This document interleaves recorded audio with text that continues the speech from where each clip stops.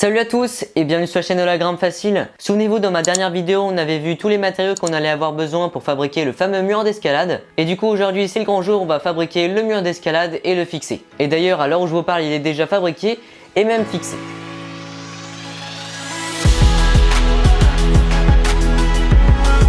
Alors la première étape a été de souder tout le cadre en métal pour pouvoir ensuite accueillir les panneaux en bois et ensuite accueillir les prises d'escalade. Du coup, la première étape a été de fabriquer un cadre en bois dans lequel on allait fixer toutes les barres en métal pour ensuite pouvoir souder les barres entre elles. Donc du coup, la première étape, ça a été de faire un premier cadre dans lequel on allait découper toutes les barres en métal aux bonnes longueurs. Donc il y avait des barres de 20 cm, il y avait des barres de 80 cm. D'ailleurs, pour ceux qui veulent savoir, le mur fait 80 cm de long. Enfin bref, il a fallu faire un premier cadre en métal avec juste deux plots en bois dans lequel on pouvait faire coulisser les barres en métal au milieu. Donc voilà, ça c'était le premier cadre. On a fait ensuite un deuxième cadre qui permettait de maintenir toute la structure en métal. Donc en fait, ça s'est divisé en trois parties. On a fait le premier cadre pour faire la partie de droite.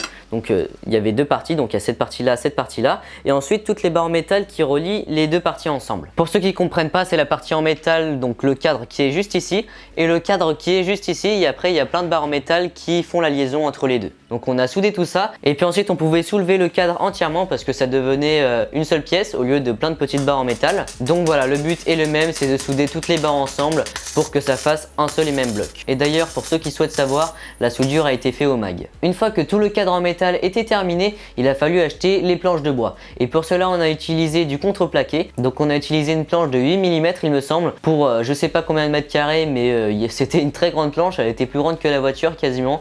C'est pour ça d'ailleurs il y a quelques petites anecdotes par rapport à ça. Donc voilà, pour les deux parties où il y allait avoir des prises, donc on a pris du contreplaqué, et pour les parois qui étaient sur les côtés où il n'y a pas besoin de solidité, on a juste pris des planches en bois qui étaient très fines, donc ça devait faire au moins 3 mm, donc c'est des planches en bois très fines, comme ça permettait juste de boucher les côtés. Voilà, après il y avait juste à couper les planches aux bonnes dimensions et avec les bons angles, et puis une fois que c'était fait, il a fallu repérer l'endroit où j'allais percer tous les trous, parce que oui, c'est pas fait au hasard, j'ai fait un grand quadrillage et j'ai regardé la meilleure disposition, donc c'est pas la même entre le bas et le haut. Donc voilà, j'ai fait plein de petits repères, et puis une fois que c'était fait, il a fallu s'entraîner pour faire les trous parce que ça se fait pas d'un coup, le trou va pas être parfait. C'est pour cela que j'ai commencé avec un forêt à bois de 3 mm, puis ensuite j'ai fait des trous avec du 9 mm, et enfin pour terminer la taille finale, j'ai fait des trous avec un forêt à bois de 11 mm. Donc en gros, ça fait des gros trous qui sont à peu près comme ceci. Et pourquoi faire des trous aussi gros? C'est pour que les vis passent et surtout pour que les inserts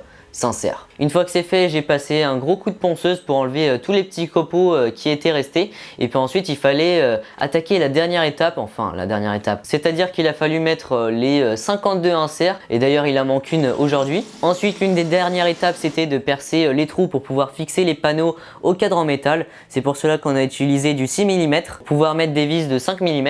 Et une fois que c'était fait, j'ai vissé les deux panneaux et les panneaux latéraux, et puis c'est là que je me suis rendu compte qu'il y avait un petit problème de rigidité. Quand je m'appuyais dessus, et la planche commençait à gondoler. C'est pour cela que j'ai soudé plein de petits renforts, donc j'en ai mis 6. En gros, j'ai pris des équerres en métal, je les ai tordus pour que ça s'adapte bien, et puis j'en ai soudé quasiment partout. Voilà, là c'était quasiment bon, sauf que quand j'ai fixé le mur d'escalade au plafond, et d'ailleurs on en viendra juste après, et je me suis suspendu, je me suis aperçu que ça craquait et que c'était toujours pas assez solide. C'est pour cela que comme il restait beaucoup de bois, on a repris des planches et puis on les a collées entre elles. Et du coup aujourd'hui on a des planches qui font à peu près cette épaisseur là, et là pour le coup il n'y a aucun problème. Et puis voilà, c'est terminé, donc je vais pas vous expliquer comment j'ai fixé le mur d'escalade parce que c'est assez complexe, et puis ça dépend de votre maison, parce que là par exemple c'est du béton et du placo. Donc pour le béton on a utilisé des chevilles à béton, et pour le plâtre on a utilisé des chevilles à plâtre. Voilà, c'est aussi simple que ça. À l'heure d'aujourd'hui, le mur est terminé, sauf qu'il n'y a toujours pas beaucoup de prises, tout simplement parce que j'ai pas encore acheté les vis pour pouvoir visser les prises, mais en tout cas il y en a quand même 4.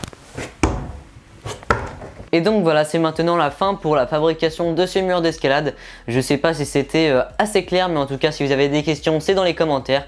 Et n'oubliez pas que si vous voulez faire un mur d'escalade, il y aura plein de critères qui vont se mettre en compte, comme par exemple votre chambre, peut-être que ça sera du placo au plafond et sur le mur. Dans ce cas là c'est assez compliqué pour fixer le mur d'escalade, mais surtout la structure, ça dépend aussi de votre poids. où vont être les prises, comment vont être inclinés les panneaux, enfin bref, il y a plein de paramètres qui vont rentrer en compte et surtout le matériel que vous avez. En tout cas, j'espère que cette série de vidéos sur la fabrication du mur d'escalade vous a plu, que vous aurez appris des trucs et puis peut-être que vous ferez un jour un mur d'escalade. Et puis voilà, je vous en dis pas plus. Si vous avez aimé cette série et cette vidéo en particulier, n'hésitez pas à mettre un pouce bleu, à vous abonner si vous souhaitez en voir plus. Si vous avez des questions, c'est dans les commentaires et à toutes dans une prochaine vidéo. Salut!